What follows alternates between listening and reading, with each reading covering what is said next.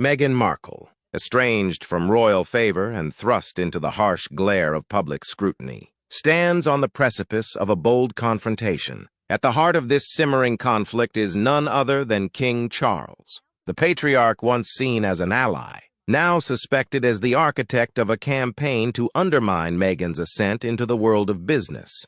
With her fledgling brand at stake and her ambitions teetering on the edge, the tension escalates, promising explosive revelations and a battle of wills that could reshape the contours of royal and entrepreneurial worlds alike. Will Meghan forge ahead with her vision, or will the shadows of royal disfavor darken her path? The stage is set, and the world watches, breathless. Hello, everyone. Welcome to my channel. Before continuing today's content, I hope everyone will take a second to press the bell to subscribe to my channel and like my video. Thank you so much.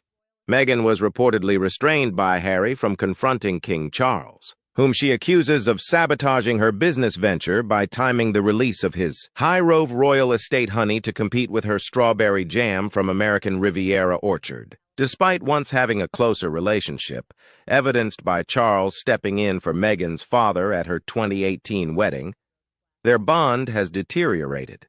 Meghan, now living in California and distanced from royal duties since 2020, suspect Charles is also undermining her planned men's grooming range with his new Highgrove Splash aftershave. As tensions mount, Meghan continues to focus on her lifestyle brand, believing Charles's actions are a deliberate attempt to thwart her success. The king has been selling products through Highgrove for a number of years. It's very funny that she is accusing someone of something she has done repeatedly over the years. I still would like to know why the other 40-plus people she sent her ham to have yet to comment. Besides, it is common knowledge that all the courtesy extended toward Meghan by her father-in-law has been used up over the past 2 to 3 years. No sources are required. If anything, it's Meghan who has tried to sabotage the king's products. As anyone knows, it takes months of planning a new release. She's implying Highgrove got wind of her launch and decided, just like that, to overnight put a new recipe together, get bees to produce more honey, and get a perfume house to mix an aftershave worthy of royal approval. When are these two going to get a life? What complete and utter drivel. Nobody is in any kind of competition with Markle because she isn't a legitimate competitor. She has not even reached the start line, and I doubt she ever will. If she feels worried, it's okay. Just continue to worry. I'm certain that King Charles spends all of his time thinking about which product he should launch next that will scupper Methane's future distribution of her superior wares. Let's face it, he's got nothing else to occupy his time and energy with. Has he? It is absolutely hilarious that the #1 person who has tried to outshine, undercut, and purposely clash with higher-up royals, the Queen, King Charles, Camilla, William, Catherine, Edward, Sophie, itineraries, planned rollouts, birthdays, anniversaries, etc. Since day one of her introduction to the British royal family would dare to be upset about the King of England's marketing products that he sells for charity. Considering to date, 4 months after Meghan's rollout of ARO, they still have nothing to sell. How incredibly out of touch the Duchess of Dog Biscuits proves herself to be with every move she makes. Paranoid much? Charles's business launches and Meghan is saying he's sabotaging my line. How does that work? Did you tell him? Moreover, Charles has been selling produce at his shop for years. Harry has knowledge of this. He knows his father is not sabotaging anything. Good that he managed to hold her back. I think Rachel's got the wrong end of the stick. Didn't the king release his jam first? And not just 50 freebies sent to unsuspecting friends. James Middleton isn't a member of the royal family, but his dog food line has been out for a year or two. The Queen's podcast has released 3 seasons worth of podcasts, and there is Meghan with a whole lot of nothing to show for herself. I rather think she is holding back other people's careers. My goodness, she certainly does find a way to always blame someone else for her failure. Just because she has an idea, the rest of the world is not going to stop thinking, producing, and marketing, while she figures out how to hire a CEO, let alone get a business off the ground. A shame she never listens to anyone. Besides, she thinks the king is interfering in her career. If you really think that, you have serious problems. The king has been in the business, which Meghan intends to turn into his career, for a long time. In any case, You should know that competition exists anywhere, especially in the U.S.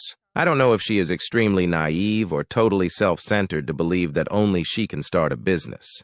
First of all, we have little Miss Meghan weeping and wailing over something Prince William allegedly said, "Sob, sob." And now we have BOOED Harry coming to the king's aid by stopping little Miss Meghan from reaching the king. How brave to give him another award. Their PR team must be working overtime trying to get us to believe these two have any redeeming features. Must try harder. Anything you say or do will not work. We are wise to all their little rows and actions.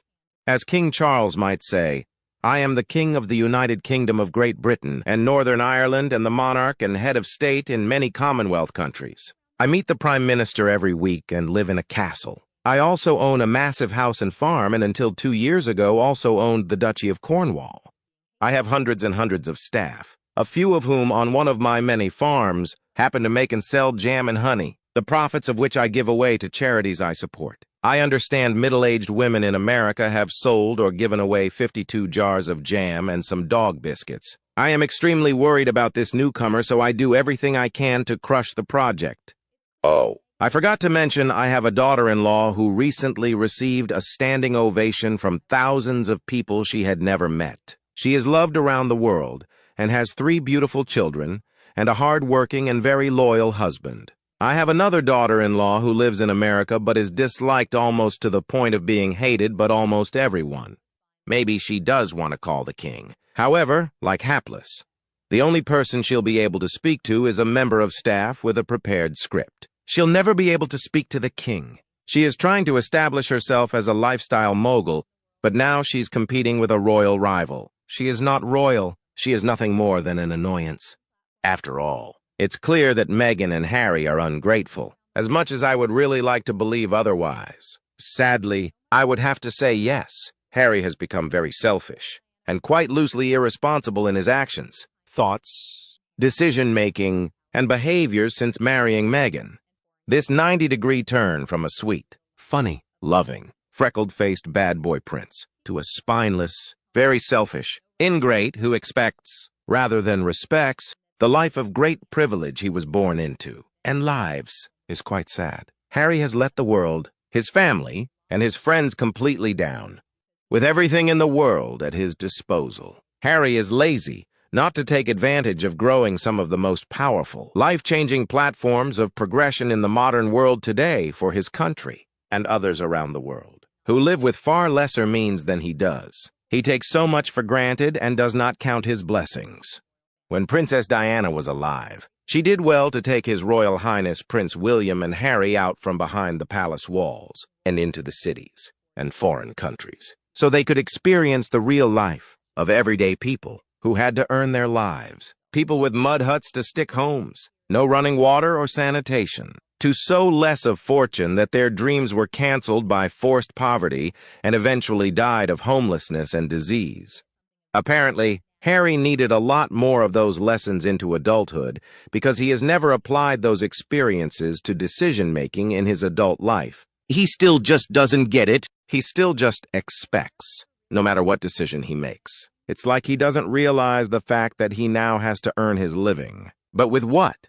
He did not plan. He did not prepare. Nothing before getting married, having a baby, and making his exit from the royal family. From all accounts, Harry simply thinks he can call all the shots he wants to in his life, but he doesn't have to work for anything because being royal is supposed to still afford him all the same privileges he was raised with as a child. And that should just keep on coming, regardless, as an adult.